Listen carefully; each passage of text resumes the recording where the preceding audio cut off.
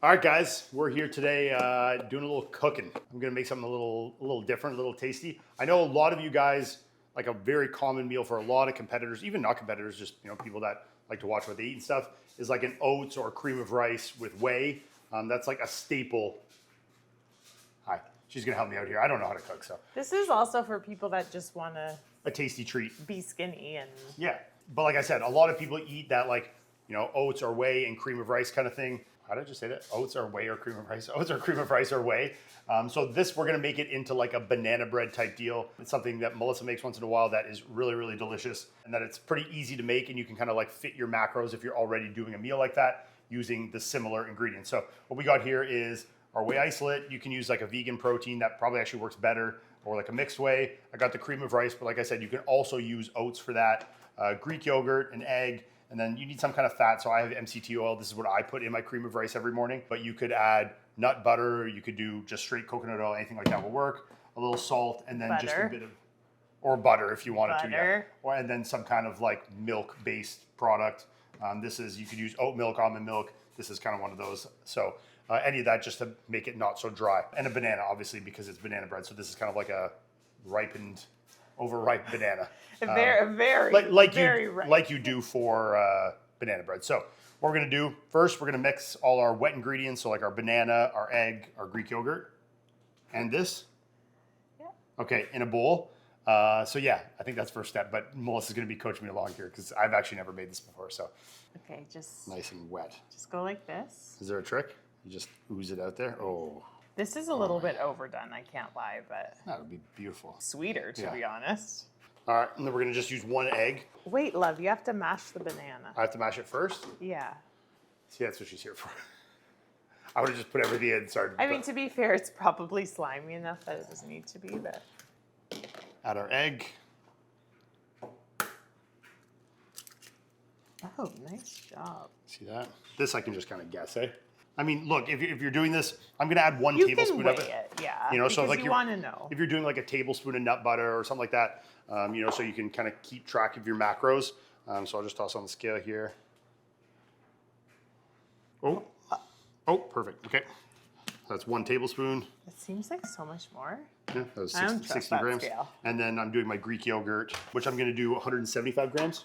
Yes. Yeah. So from that you're getting then 6 grams of carbs and 17 grams of protein. So total in this, I'm going to use 1 scoop of whey, so 25 grams. This at 17 grams of protein, 1 egg for another like 6. So you're getting basically like a perfect 50 grams of protein, which is pretty common. Guys are putting like 2 scoops of whey. Also, if you're a girl and your macros, you can just half this, to be honest. Yeah, you could half this recipe where I'm going to do 2 scoops of this, or 70, 80 grams of cream of rice, like 50, 60 grams of carbs. You could do half that if you're eating 30, 40, 1 scoop away, or less Greek yogurt, I half a scoop actually will away. just like make it like this and then cut it into half 2 after servings. it's baked. So yeah, whatever your macros are, this. you can kind of make this to kind of fit them in there. And I'm going to do 175 of this. It's okay, babe. Perfect. Okay, and then I'm going to mix all this together. How well mixed do I need this? Like, it does have to be super silky smooth, or? No, it's not a big deal because you're not like, there's no sugar that's dissolving, you know what I mean? So you're fine as it is now. You're fine. You're fine. Okay. Okay. All right. Next is put this in there. What? Put in my dry ingredients. Yes. Okay, so I'm gonna do 2 scoops of this. So that would be the equivalent of doing like 80 grams of oats-ish.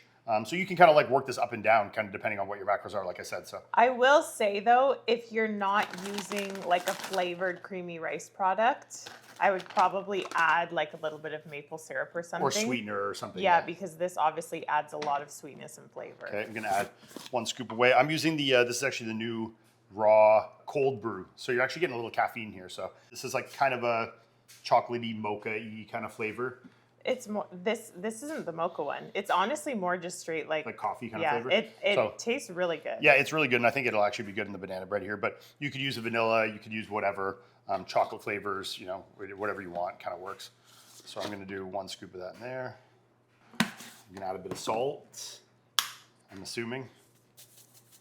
Good. Yeah, I mean, I like things Salty. pretty salty. So. Especially like sweet goods. Yeah. Yeah. It's so strange watching someone left-handed. Like, it looks so awkward to me. Huh. I don't know. It's just like the wrong side of the bowl, you know? Okay, that texture is perfect. I wouldn't add any milk. Okay. You want to show them? So there we go. We got our nice banana bread mix there.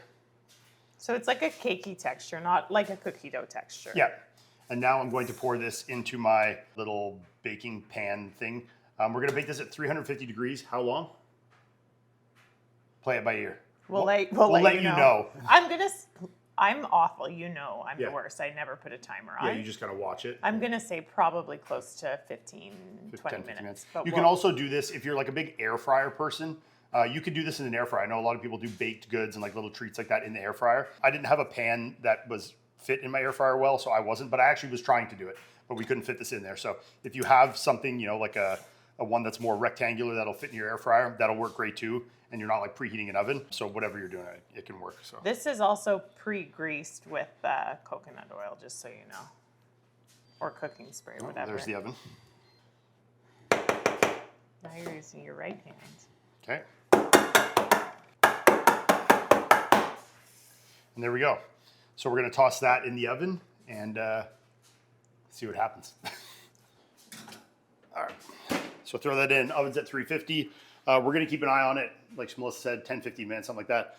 And then we'll let you know actually how much time it ends up being, so that if you're just going to copy this kind of verbatim, that you can just know how long to be and you don't have to pay attention. So we're doing the work for you. One eternity later. All right, so we checked it. I think it's done. It was for this size that I did, it was almost exactly 20 minutes. So if you're going to do this and replicate what I did, 20 minutes. If you're going to, make one that's half the size, you'll probably be about 10.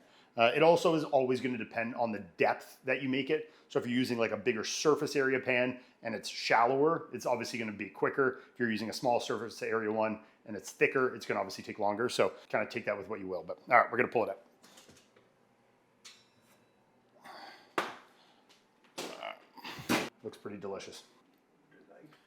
All right, so we're going to let that cool for a couple of minutes because they're obviously still a bit soft when you just pull them out. And we don't want it to crumble apart on us as we take it out. So we'll let that cool just a little bit so I can get it out. And then we'll give you guys a look and taste test it too. All right, so it's all finished up. It's cooled down enough that I think we can get it out here. I kind of just scored the edge to get it out. This pan has like one of the kind of pop-out bottoms, so it makes it a bit easier. So you can kind of just do the old lift out here. Oh yeah, look at that. Perfection. And now I got to try and get it. Oh yeah, perfect. Look at that. Well, I greased the pan, man. Perfection. Let's cut it. Can I cut it in half? However you want. It's your cake. We're just living in it. You living in the cake? There you go. Look at that. Oh, it looks moist. Yeah. It's actually perfect. It's Delicious. just missing chocolate chips. Really good. That's fucking good. One thing you can do too, I know it's Add chocolate chips. add chocolate chips, or a big thing right now I know is like doing like the whey drip, where you mix like whey with a little bit of water, kind of make it like an icing, Milk. and kind of put it over. You don't need to, just water. It makes it really thick. I know tons of people do this, drizzle it on their cream of rice or their oats or little baked good treats that they make all the time. So you could do that as well. Mix some of the whey, mix up into a thick paste, and just kind of drizzle it over. Give you a little extra flavor and like kind of like a little icing. So super simple. It was 20 minutes in the oven for this size. If you're gonna do it smaller, or like I said, different size pan, and super easy to make this fit your macros kind of as you play around with the ingredients. You can be, kind of liberal with those, and the consistency still turns. Like, we didn't have a recipe for exact amounts on this, and the texture still turned out perfect. So mess around with it to fit your macros, and yeah, try it out. Let me know what you think. What? Yeah? It's good. I'm gonna have a little bit or more of that. Fucking good.